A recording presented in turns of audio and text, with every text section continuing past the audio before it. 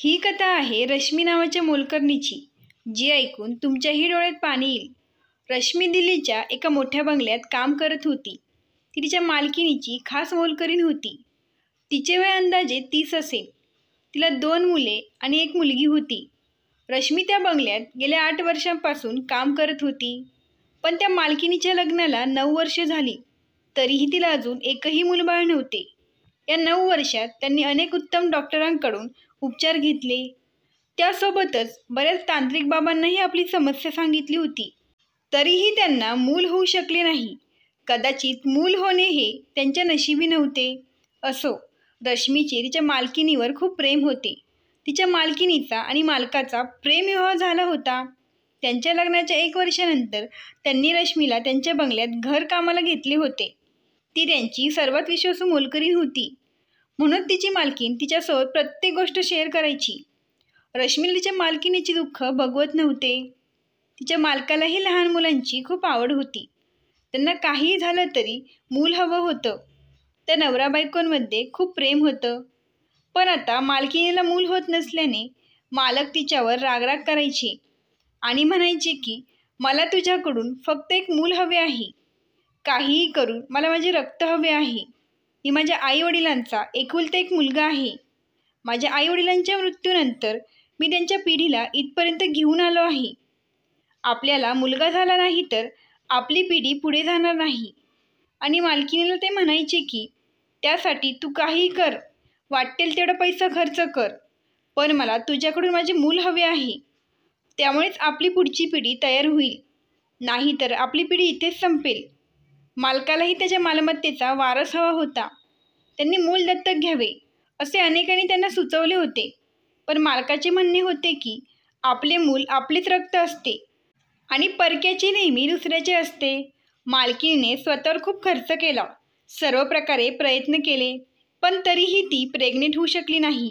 एके दिवशी मालकीन शांतपणे त्यांच्या बेडरूममध्ये बसल्या होत्या आणि मालक त्यांना म्हणत होते की जर त्यांना वारस भेटला नाही तर ते दुसऱ्या स्त्रीशी लग्न करेल. मालकिनीचे मालकावर खूप प्रेम होते. त्यांना त्यांच्या पतीने दुसऱ्या स्त्रीशी लग्न करावे असे कधीच वाटत नव्हते. मालकालाही हे नको होते, पण तेही लाचार होते. या संपूर्ण प्रकरणात रश्मीच्या मालकिनीला खूप मदत केली होती. मॅडम ज्या तांत्रिक बाबांकडे जायच्या तेव्हा त्या रश्मीलाही सोबत घेऊन जायच्या. आजपर्यंत याचा रश्मीला खूप फायदा झाला होता, कारण मॅडम रश्मीला खूप पैसे द्यायच्या. पण यावेळी तिच्या मालकाने दुसरं लग्न करण्याचा ठाम निश्चय केला होता आणि कोणत्याही परिस्थितीत आपण आपला निर्णय बदलणार नाही असं त्यांनी मालकिनीला सांगितलं होतं. कारण याआधीही मालकाने मुलांसाठी दुसरं लग्न करणार असा हट्ट धरला होता. पण ते नेहमी मालकिनीवर प्रेम करेल, तिला कधीही सोडणार नाही असे म्हणायचे. हे ऐकून मालकीन खूप रडायची. मालकाला मालकिनीच्या डोळ्यातील अश्रू पाहवत नसे. प्रत्येक वेळी मालक मालकिनीच्या डोळ्यातील अश्रू पाहून दुसरे लग्न करण्यापासून स्वतःला थांबवत असे. त्यांनी मालकिनीला पूर्ण आश्वासन दिले होते की त्यांच्या मनात जी मालकिनीची जागा आहे ते ती दुसऱ्या पत्नीला कधीही देणार नाही. त्यांना फक्त दुसऱ्या पत्नीपासून मूल हवे होते आणि मालकीन मालकाचे प्रेम होते. आणि ती म्हणायची की माझे नेहमीच तुझ्यावर प्रेम राहील. आता मालकाने जो काही निर्णय घेतला होता ते त्या निर्णयापासून कधीही मागे हटणार नव्हते. त्यामुळे मालकीन खूप अस्वस्थ होती. ती त्याच विचारात दिवस रात्र रडत असायची. एके दिवशी रश्मी मालकिनीच्या खोलीची फरची पुसत होती, तेव्हा मॅडम डोळ्यात अश्रू घेऊन बेडवर बसल्या होत्या. रश्मी त्यांना म्हणाली, मॅडम काळजी करू नका, सर्व काही ठीक होईल, काही चुकीचे होणार नाही. तर मॅडम म्हणाल्या, रश्मी तुला माहीत नाही का, मी कधीच आई बनू शकत नाही. त्यामुळेच मालक दुसरे लग्न करत आहे. मी माझ्या नवऱ्याची दुसरी बायको सहन करू शकत नाही. एकाच घरात एकत्र राहून मी माझ्या सवतीचे तोंड नाही पाहू शकत. माझ्या सवतीने माझ्या समोर यावं असे मला कधीच वाटत नाही. माझ्या पतीवर खूप प्रेम आहे. मला माहीत नव्हते की लग्नानंतर देव मला मूल देणार नाही आणि यामुळे माझ्या पतीच्या हृदयातील माझ्याबद्दलचे प्रेम कमी होईल. रश्मीने मालकिनीचे सांत्वन केले आणि म्हणाली, मॅडम जसा तुम्ही विचार करत आहात तसे काही नाही. मालकाचे सुद्धा तुमच्यावर खूप प्रेम आहे आणि ते दुसरं लग्न मजबुरीने करत आहे. यावर मालकीन म्हणाली, माझ्या नवऱ्याची दुसरी बायको जेव्हा या घरात येईल आणि मुलाला जन्म देईल तेव्हा माझ्या पतीचे मनात माझ्यासाठी जे काही थोडे प्रेम शिल्लक आहे तेही संपून जाईल, कारण मी त्यांना मूल देणार नाही. जर त्या स्त्रीने आपल्या मुलाला जन्म दिला तर माझा नवरा तिला आणि तिच्या मुलाला जास्त किंमत देईल आणि माझी किंमत या घरात शून्य होऊन जाईल आणि मला या घरात सन्मानही मिळणार नाही. त्यामुळेच मला हे अजिबात नको आहे. होय, मला या शहरातही काहीसा मान आहे, कारण मी एका मोठ्या उद्योगपतीची मुलगी आहे आणि मी माझ्या नवऱ्याशी मोठ्या आग्रहाने लग्न केले. हे तुला पण माहीत आहे. माझे आई वडील आमच्या लग्नाला तयार नव्हते, तरीही मी माझ्या पतीशी लग्न केले. जर त्यांना माझे पती दुसरे लग्न करत आहे याबाबत कळले तर ते म्हणतील की हा तुझ्या चुकीच्या निर्णयाचा परिणाम आहे. त्यामुळे मी त्यांना काही सांगू शकत नाही. माझ्या पतीचे मित्रही त्यांना दुसरे लग्न करण्याचा सल्ला देतात, जेणेकरून या घरातील माझे मूल्य पूर्णपणे नष्ट होईल. परंतु मी हे अजिबात होऊ देणार नाही. मला यावर काहीतरी मार्ग काढावा लागेल. मी असे माझ्या संसाराचे वाटोळ होताना पाहू शकत नाही. कुठल्या स्त्रीला असं वाटणार नाही की तिच्या पतीने दुसरे लग्न करावे आणि तेही दोघी सवते एकाच घरात. नाही, मी हे होऊ देणार नाही. मग अचानक मॅडम रश्मीच्या चेहऱ्याकडे एक विचित्र नजरेने पाहू लागल्या. रश्मी पण मालकिनीकडे बघत होती आणि विचार करत होती की अचानक मॅडमला काय झाले आहे, त्या माझ्याकडे अशा का बघत आहे. मग मालकीन म्हणाली, रश्मी, तू मला मदत करू शकतेस का? त्यांनी रश्मीचे हात धरले आणि पुन्हा तोच प्रश्न विचारला. तेव्हा रश्मीला आश्चर्य वाटले. ती म्हणाली, हो मॅडम, मी तुमचे काम करायला सदैव तयार आहे. मी तुम्हाला नेहमीच मदत करीन, कारण ते माझे कर्तव्य आहे आणि त्यासाठी तुम्हाला मला विचारायची गरज नाही. तुम्ही फक्त तुमचं काम सांगा. मला तुमच्यासाठी काय काम करावं लागेल? तर मॅडम म्हणाल्या की आज मी तुझ्याकडे अशी मदत मागणार आहे. कदाचित तू या मदतीसाठी कधीच तयार होणार नाहीस. त्यांचे बोलणे ऐकून रश्मीला आश्चर्य वाटले की ते असे कोणते काम आहे आणि अशी कोणती मदत आहे जी मी करू शकत नाही. रश्मी म्हणाली, मॅडम, मी तुम्हाला सर्व प्रकारे मदत करण्याचा प्रयत्न करेन आणि मी तुम्हाला मदत करण्यास नकार देईन असे कधीही होऊ शकत नाही. तर त्या म्हणाल्या की मी आता तुला जे काही सांगणार आहे ते तुला ऐकणे खूप कठीण आहे आणि ते करणे देखील खूप कठीण आहे. तू ते करण्यास नाकारशील. मॅडमला नक्की माझ्याकडून कसली मदत हवी आहे या विचाराने रश्मी गोंधळून गेली. पण पुढच्या क्षणी तिच्या पायाखालची जमीनच सरकली, कारण मॅडमने अशा प्रकारे तिची मदत मागितली होती की तिला पुढे काय बोलावे तेच समजत नव्हते. मालकिनीचे म्हणणे ऐकून ती क्षणभर हादरली होती. मालकीन रश्मी चेहऱ्यावरचे हावभाव पाहत होती. मग ती रश्मीला म्हणाली, मला माहीत आहे की तू मला या बाबतीत मदत करणार नाहीस, कारण हे काम कोणतीही महिला इतका सहजासहजी करणार नाही. मग रश्मी म्हणाली, मालकीन, हे कसे होऊ शकते? एवढं मोठं काम आणि तेही कोणाला न सांगता कसं करू? या कृत्यामुळे तुमचे माझ्यापेक्षा जास्त नुकसान होईल. मी तुम्हाला मदत करेन. पण ती विचारात पडली होती. रश्मीकडे बघून मालकीन म्हणाली की तू मला मदत केलीस तर मी तुला त्याची मोठी किंमत देईन. माझ्या कामाच्या बदल्यात मी तुला पूर्ण 20 लाख रुपये देईन. 20 लाखांची रक्कम ऐकून रश्मीला धक्काच बसला, कारण इतका पैसा तिने तिच्या आयुष्यात कधीच पाहिला नव्हता. तिच्या डोळ्यासमोर 20 लाख रुपये तरळू लागले. तिला माहीत होते की या जगात पैसा असेल तरच सर्व काही आहे, नाही तर पैशाविना काहीच नाही. ती खूप गरीब असल्यामुळे तिचे लग्नही एका गरीब शेतकऱ्याशी झाले होते. तिचा नवरा तिच्या मुलांसोबत गावी राहत होता आणि रश्मी इथे शहरात मालकिनीच्या बंगल्यात काम करायची. इथे काम करून ती दर महिन्याला तिच्या पतीला पैसे पाठवत असे. जेव्हापासून ती ते काम करायला लागली तेव्हापासून तिच्या पतीने शेती करणे सोडून दिले होते आणि लाखो रुपयांचे कर्ज डोक्यावर करून ठेवले होते. तिच्या नवऱ्याने सुमारे 5 ते 6 लाख रुपयांचे कर्ज केले होते. हे 20 लाख रुपये तिच्यासाठी खूप महत्त्वाचे होते. ही रक्कम खूप मोठी होती आणि काम खूप सोपे होते. तिला काही फरक पडत नव्हता. पण तिचा नवरा तिला या कामासाठी परवानगी देईल की नाही अशी भीती तिला वाटत होती.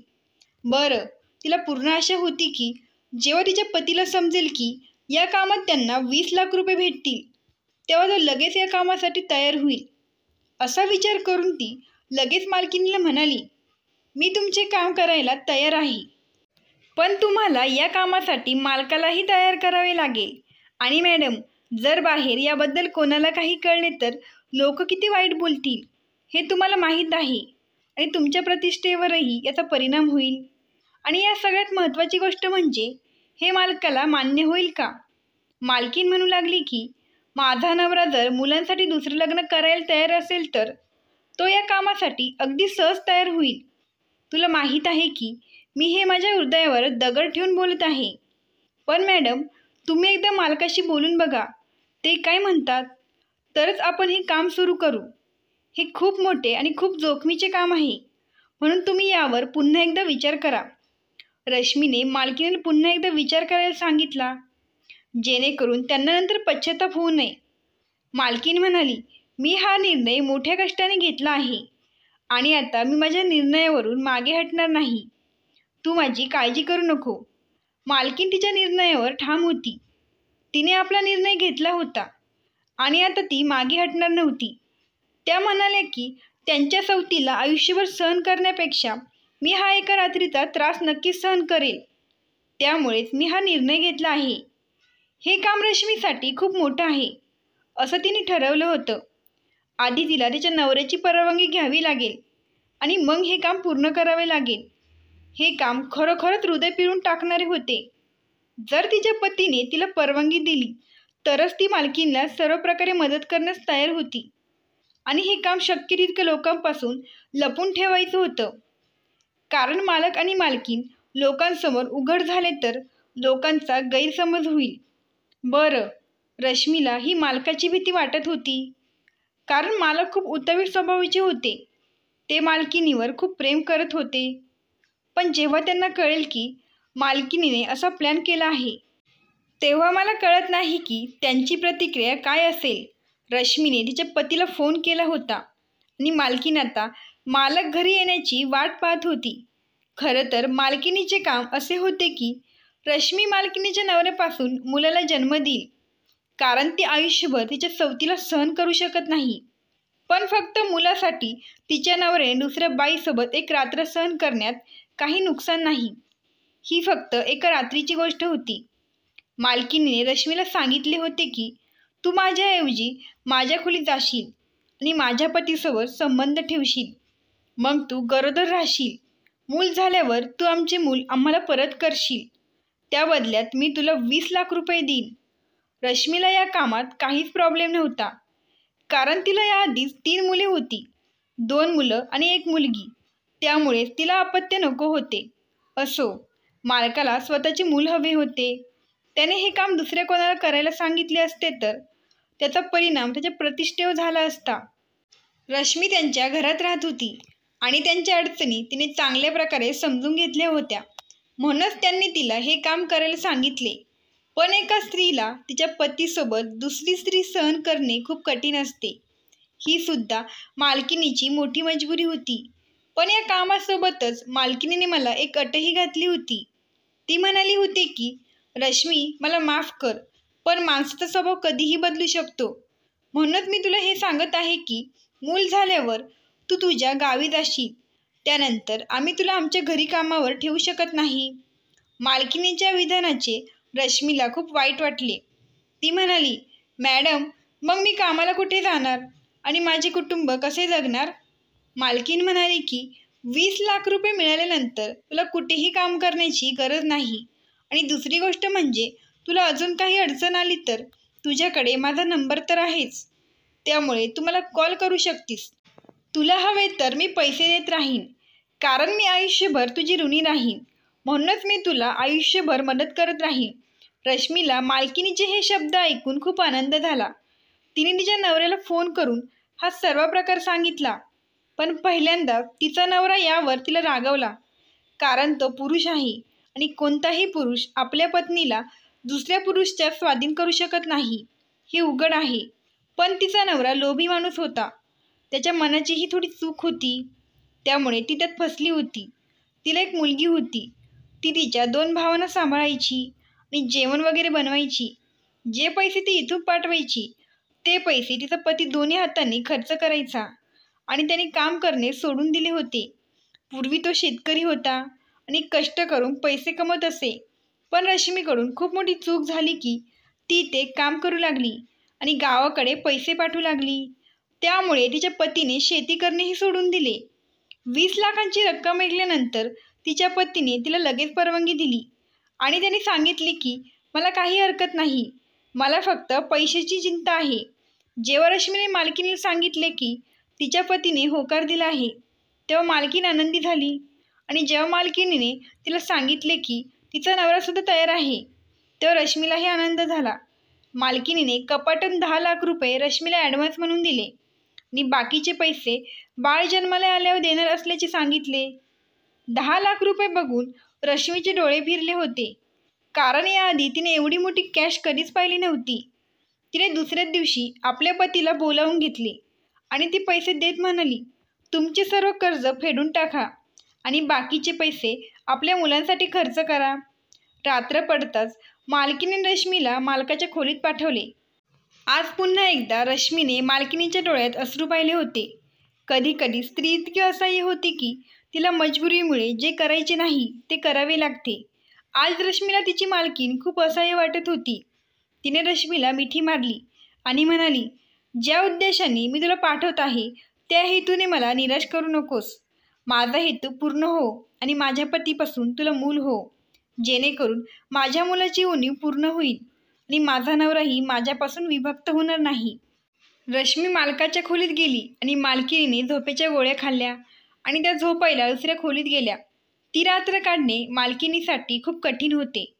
त्यामुळेच मॅडमने झोपेच्या गोळ्या खाल्ल्या होत्या आणि पुढच्या काही दिवसातच रश्मीची प्रकृती खराब होऊ लागली.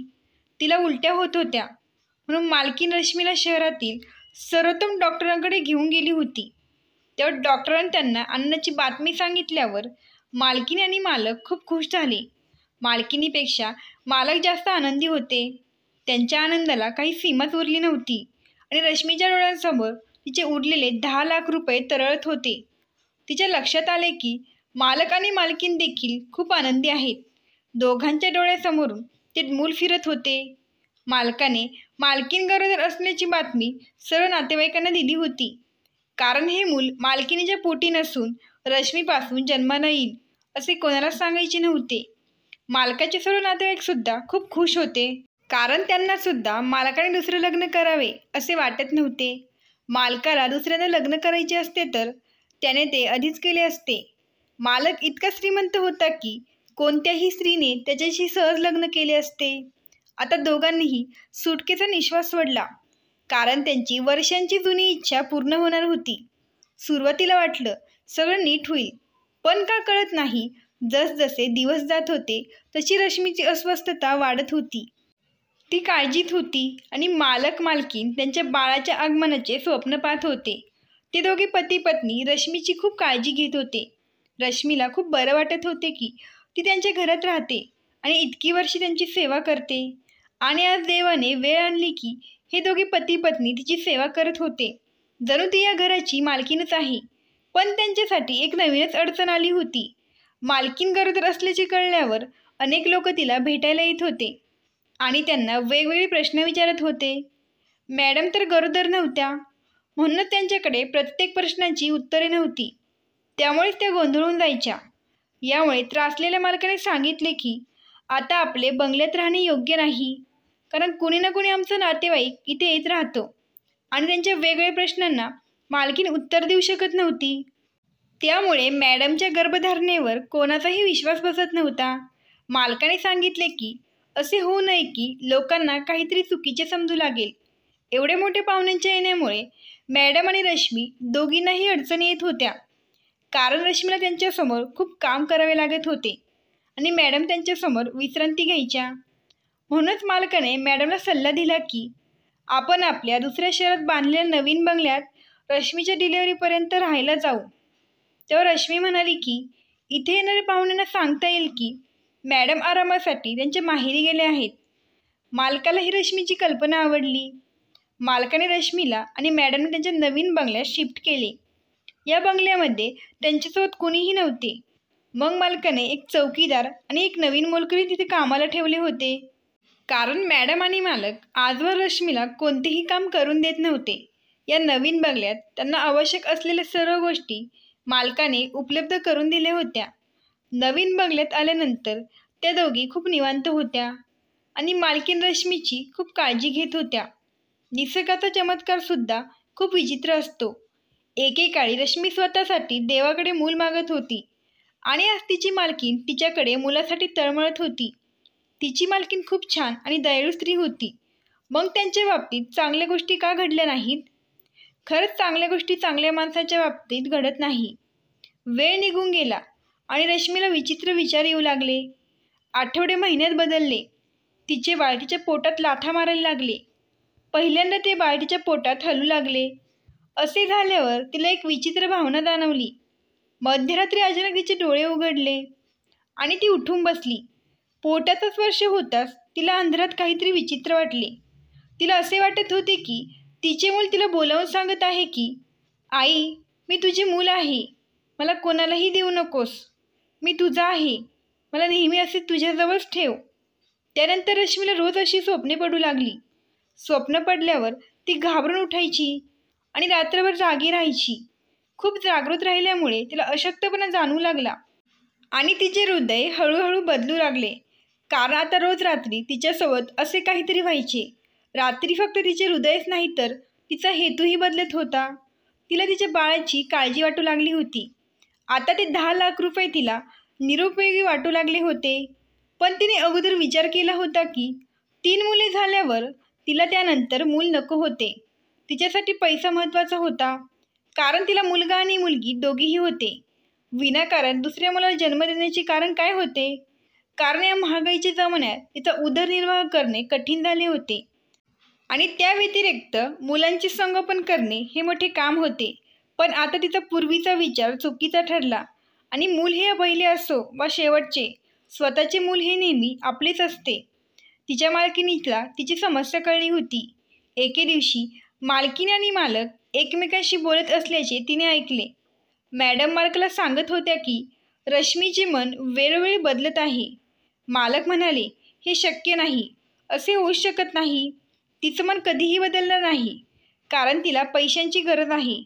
मालक म्हणाला, हवे तर आपण तिला आणखीन पैसे देऊ. मॅडमने रश्मीला वारंवार विचारले की ती एवढी गप्प का राहते. मालक दर आठवड्याला नवीन बंगल्यात त्यांना भेटायला यायचे आणि रश्मीसाठी भरपूर फळं आणि सर्व आवश्यक वस्तू आणत आणि ते दर महिन्याला रश्मीला डॉक्टरांकडे उपचारालाही नेत होते. आणि तो दिवस आला ज्याची ते आतुरतेने वाट पाहत होते. डॉक्टरांनी रश्मीला प्रसूतीची तारीख दिली होती. मालकीणने ताबडतोब मालकालाही सांगितले. तेव्हा ते खूप आनंदी झाले. मालकाने रश्मीच्या उपचारासाठी मालकीणीला खूप पैसे दिले होते आणि सांगितले होते की कोणत्याही गोष्टीची कमतरता पडली नाही पाहिजे. पण रश्मीची तिच्या बाळासाठी तिचे मन पुन्हा पुन्हा काळजी करत होते. रात्रीची वेळ होती आणि मालकीणीने रश्मीला सांगितले की आपल्याला सकाळी हॉस्पिटलमध्ये जावे लागेल. कारण तिच्या मुलाच्या जन्मासाठी फक्त आजची रात्र उरली होती आणि दुसऱ्या दिवशी सकाळी तिला हॉस्पिटलमध्ये जाऊन ॲडमिट व्हायचे होते. कारण डॉक्टरांनी प्रसूतीची उद्याची तारीख दिली होती आणि तिचे ऑपरेशन करायचे होते. हे ऐकून रश्मीला भीती वाटू लागली आणि मग तिला ऑपरेशन करावे लागेल.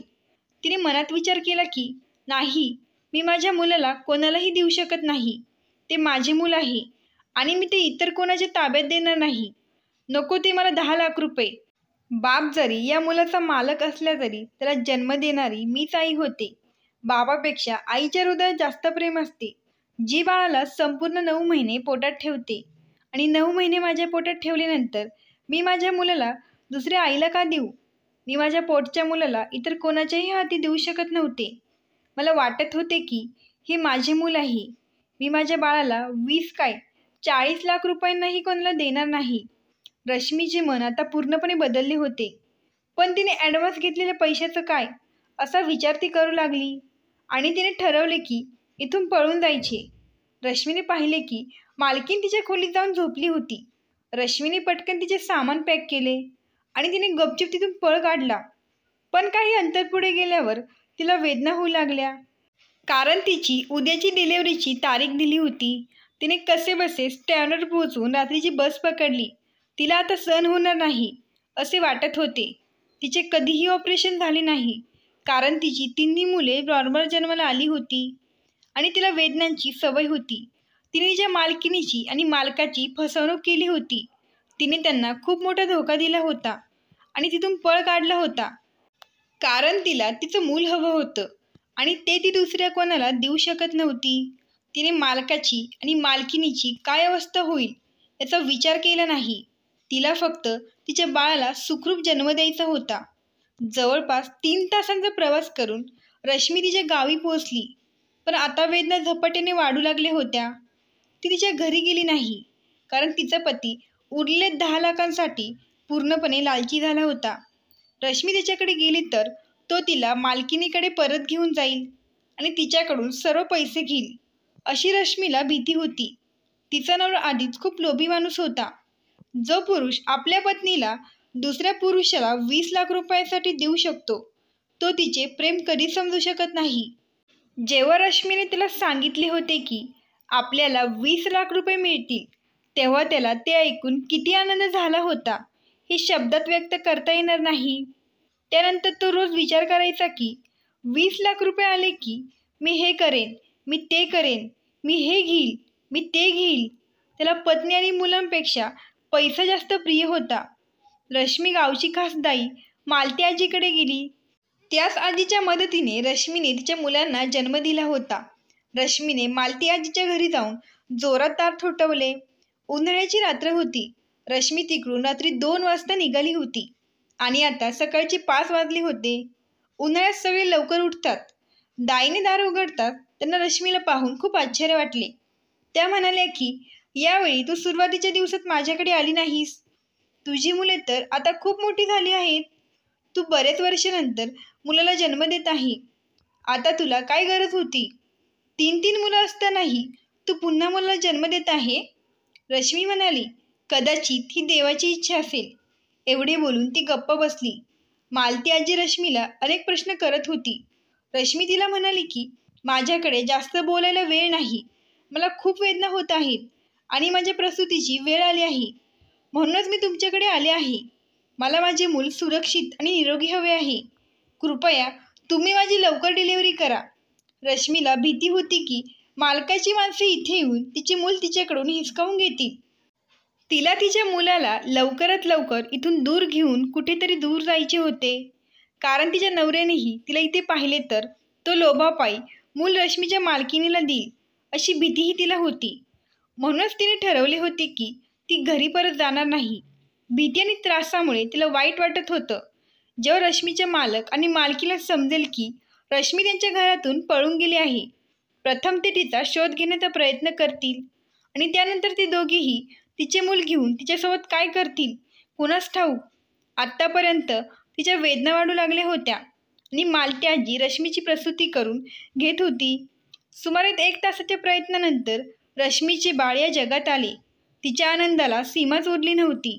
तिने ठरवले होते की ती तिच्या मुलाला उचलून लवकरात लवकर इथून निघून जाईल आणि ती काही झाले तरी आपले मूल तिच्या मालकाला आणि मालकिनीला देणार नाही. पण रश्मीने हा विचार केला नव्हता की तिच्या मालकिनीचे तिच्यावर खूप उपकार होते. त्यांनी तिला खायला दिले, घालायला कपडे दिले, राहायला जागा दिली आणि ती तिला पगारही चांगला देत होते. त्यांनी हे सर्व दिले नसते तर रश्मीच्या घरात खायला काहीच नव्हते. आणि त्या दोघांना मूल देण्याचे स्वप्न दाखवून तिने अचानक त्यांच्या डोळ्यांतील सर्व स्वप्ने हिसकावून घेतली आणि तिने त्या दोघांना 9 महिने इतके मोठे वचन दिले होते. जेव्हा ते वचन पूर्ण करण्याची वेळ आली तेव्हा ती त्यांना मूर्ख बनून इकडे पळून आली. तिने त्या दोघा नवरा बायकोंच्याही फिलिंगला दाद दिली नाही. त्या दोघांनीही तिच्यावर विश्वास ठेवला होता. तिचे मूल या जगात आले होते. तिच्या मुलाचा जन्म झाला तेव्हा 2-3 तासांच्या विश्रांतीनंतर ती तिच्या मुलाला घेऊन खूप दूर गेली. ते एक छोटेसे गाव होते जिथे फार कमी लोक राहत होते. तिथे ती एक झोपडी करून राहू लागली आणि तिने आपल्या मुलाला वाढवायला सुरुवात केली.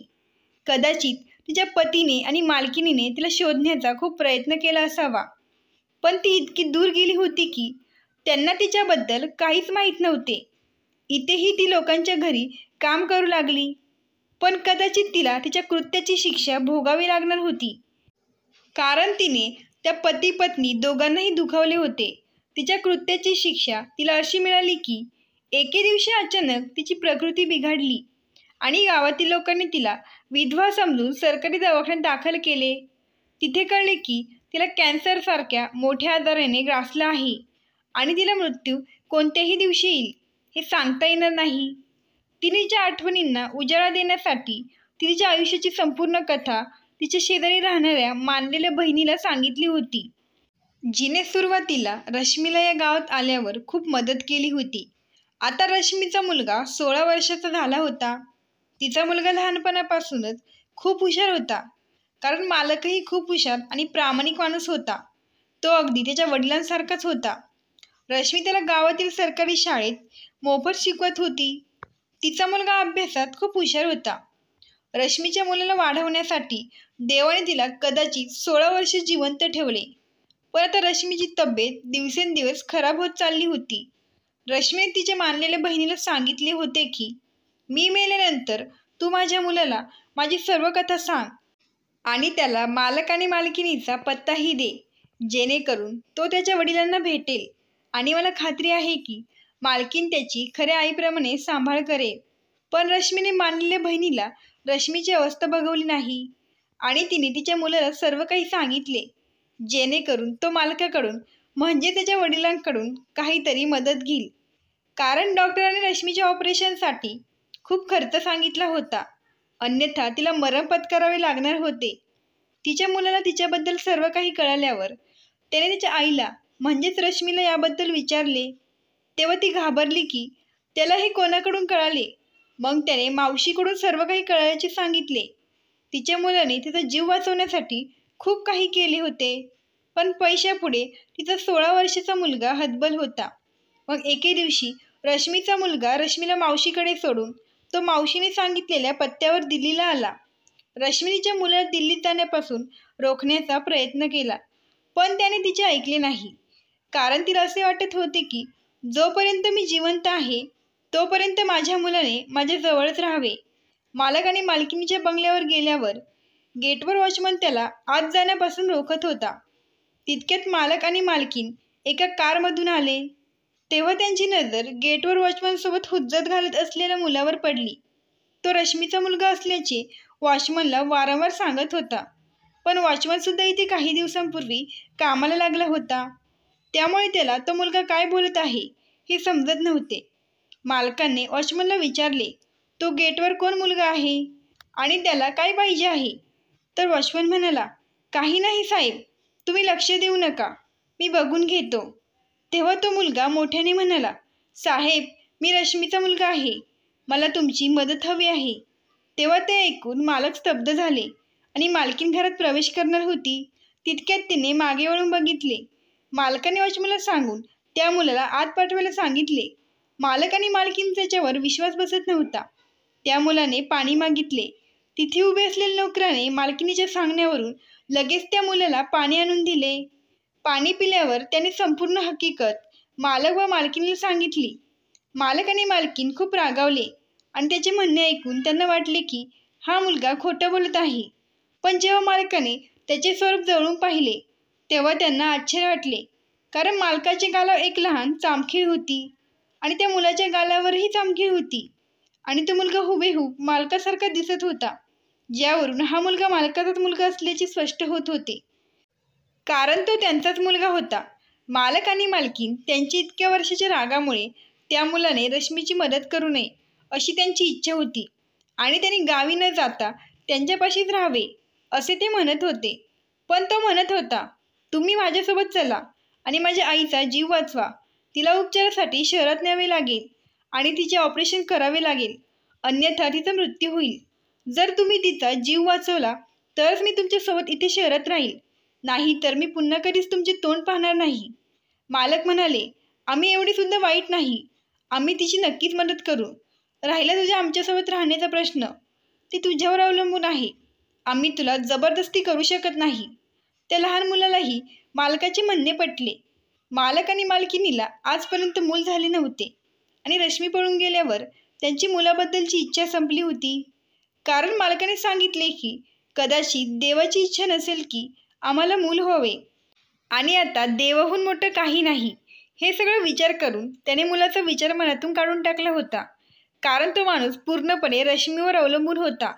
जेव्हा ती दोघीही त्या मुलासोबत रश्मीला भेटायला आले तेव्हा तिला पाहून त्यांच्या जुन्या आठवणी ताज्या झाल्या. आत्तापर्यंत आजारपणामुळे तिला खूप त्रास होत असल्याचे पाहून त्यांनी तिला माफ केले होते. पण त्यांनी तिच्याकडे तक्रार केली की तू आमच्याशी चांगली वागली नाहीस. आम्ही जगातील लोकांशी खोटं बोललो हे तुला माहीत आहे. जेव्हा तू पळून गेली तेव्हा आम्ही लोकांना सांगितले की आमच्या बाळाला कोणीतरी हॉस्पिटलमधून चोरून नेले आहे. 16 वर्षानंतर आम्ही आमच्या मुलाला असे बघू हे आम्हाला फारसे माहीत नव्हते. रश्मीने हात जोडून मालक आणि मालकिणीची माफी मागितली. दोघांनीही तिला माफ केले आणि त्या लोकांनी तिला शहरात नेले आणि एका मोठ्या हॉस्पिटलमध्ये तिचे ऑपरेशनही केले. कदाचित देवाने तिला जीवनदान दिले असेल. तिची खूप मोठी चूक होती ज्यासाठी तिला मरावे लागले असते. तेही कमीच होते, पण ती तिच्या मुलाच्या प्रार्थना आणि मेहनतीचे फळ होते. गावाकडे रश्मीच्या मुलांनाही कळलं की त्यांच्याही जिवंत आहे. तिच्या पतीचा 9 वर्षापूर्वी अपघातात मृत्यू झाला होता. तिच्या मुलांनी तिला शोधण्याचा खूप प्रयत्न केला. एक प्रकारे तिने तिच्या मुलांनाही दुखावले होते. ती तिच्या 3 मुलांना सोडून निघून गेली होती. तिची 3ही मुलं आता तरुण झाली होती आणि मालकाचा मुलगा 16 वर्षाचा झाला होता आणि तो 16 वर्ष त्याच्या वडिलांपासून दूर राहिला. रश्मीने मालक आणि मालकिणीचा मुलगा त्यांच्या स्वाधीन केला होता, पण त्यांच्या मुलाने रश्मीला त्याची आई मानले होते. त्याला संपूर्ण वास्तव माहीत होते. रश्मी त्याला म्हणाली, बेटा, कदाचित हा माझ्या चुकीचा पश्चाताप आहे. मी माझी चूक अशा प्रकारे सुधारू शकते. मी आता या पती पत्नीवर अन्याय करू शकत नाही. त्यांच्यामुळेच माझा जीव वाचला आहे. मी तुला भेटायला येत जाईल, पण तुझे खरे वडील मालकच आहे. त्यानंतर रश्मीने आपल्या मुलाला मिठी मारली आणि जोरजोरात रडू लागली. त्यानंतर ती तिच्या मुलांकडे गावी गेली. आता ते लोक त्यांच्या आयुष्यात आनंदी आहेत आणि रश्मीसुद्धा तिच्या मुलांसोबत तिकडे आनंदी राहू लागली आहे.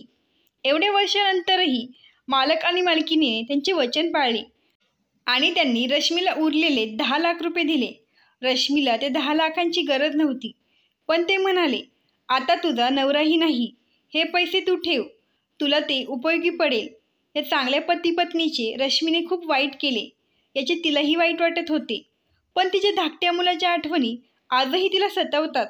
जेव्हा तिला त्याची आठवण येते तेव्हा ती त्याला दिल्लीला भेटायला जाते. मालकाने लोकांना सांगितले की हा त्यांचा मुलगा आहे जो हॉस्पिटलमधून 16 वर्षापूर्वी चोरीला गेला होता. रश्मीच्या मुलाने मालक आणि मालकिणीला त्याचे पालक म्हणून स्वीकारले आणि तो त्यांच्या घरात खूप आनंदी आहे. मित्रांनो, ही कथा आवडल्यास प्लीज लगेच सबस्क्राईब करा. धन्यवाद. आभारी आहोत.